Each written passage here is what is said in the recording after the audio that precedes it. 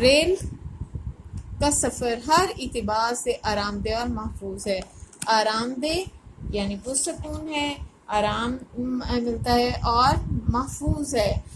اس میں آپ حفاظت سے سفر کر سکتے ہیں، اپنی چیزیں اپنا سامان لے جا سکتے ہیں۔ کار یا بس کتنی بھی آرام دہ اور کشادہ یعنی وسیع کیوں نہ ہو، کھلی کیوں نہ ہو، ریل کے مسافر کوچ جیسی آرام دہ اور کشادہ نہیں ہو سکتی۔ وہ کہتے ہیں جتنی ریل کے ڈبے کشادہ ہوتے ہیں، ریل کا سفر جتنا عمدہ ہوتا ہے اور آرام دہ ہوتا ہے، اتنا کوئی بھی کوچ میں آپ جائیں تو سفر اتنا زیادہ آرام دہ آپ کے لیے نہیں ہوگا۔ سڑک پر سفر میں ہچکولے لگتے ہیں یعنی جھٹکے لگتے ہیں۔ سڑک کہیں خراب بھی ہو سکتی ہے اور نہ ہموار بھی، مگر ریل کا سفر ایسا ہموار کہ یوں لگتا ہے سفر نہیں کر رہے، گھر میں بیٹھے ہیں۔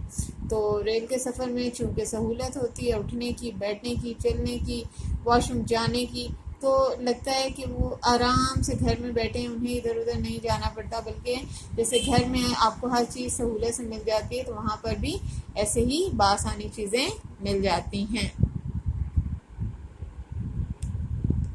پاکستان میں ریل کا نظام انگریزوں کے زمانے میں قائم ہوا۔ انگریز تو چلے گئے لیکن یہ نظام موجود ہے یعنی دستیاب ہے، حاضر ہے۔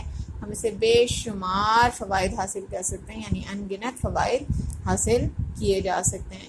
اس کے ذریعے فوج اور فوجی ساز و سامان کو آسانی سے سرحد تک پہنچایا جا سکتا ہے۔ یہ ملک کے دفاع کو مضبوط بنانے کے لیے، دفاع یعنی اس کی حفاظت کو مضبوط بنانے کے لیے بنانے میں بھی ریلوے کی بڑی اہمیت ہے۔ یعنی اگر ساز و سامان، کوئی فوجی ساز و سامان ایک جگہ سے دوسری جگہ، ایک سرحد سے دوسری سرحد میں پہنچانا ہے تو بھی بآسانی سامان پہنچایا جا سکتا ہے۔ اسی طرح اس حوالے سے دفاع کے حوالے سے بھی ریل گاڑی کو بڑی اہمیت حاصل ہے۔ تجارتی سامان کی تیزی اور حفاظت سے ایک مقام سے دوسرے مقام تک منتقلی یعنی منتقل کرنا، انتقال کرنا، وہاں سے ایک جگہ سے دوسری جگہ پہنچانا، جتنی سہولت ریل گاڑی سے مل سکتی ہے کسی اور ذریعے یعنی وسیلے سے نہیں مل سکتی۔ اگر ہم اپنے ریلوے کو ترقی دیں تو ہماری معیشت میں انقلاب آ سکتا ہے۔ معیشت یعنی روزگار، انقلاب یعنی بہت بڑی تبدیلی آ سکتی ہے، ہماری معیشت بہتر ہو سکتی ہے، روزگار کے ذرائع نکل سکتے ہیں اور لوگ ترقی کر سکتے ہیں۔ ہماری تجارت دن دگنی رات چوگنی ترقی کر سکتی ہے، یعنی بہت تیزی سے ترقی کر سکتی ہے۔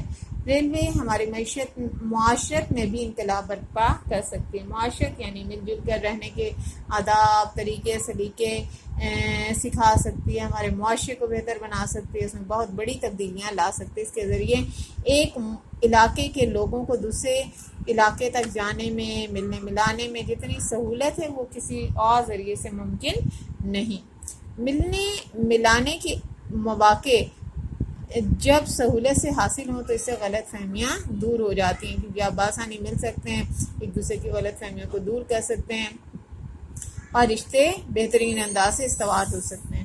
تو اس سے محبت بڑھتی ہے، اتحاد و یگانگت کو فروغ ملتا ہے، یعنی وہ بھی بڑھتی ہے، اور یہی وہ چیزیں ہیں جو کسی قوم یا ملک کے استحکام کی ضامن ہوتی ہیں۔ استحکام یعنی مضبوطی، ضامن ہوتی ہیں یعنی ذمہ دار ہوتی ہیں۔ پاکستان میں ریلوے کا نظام ایک نعمت ہے، کاش ہم اس نعمت کی قدر کریں اور اس سے فائدہ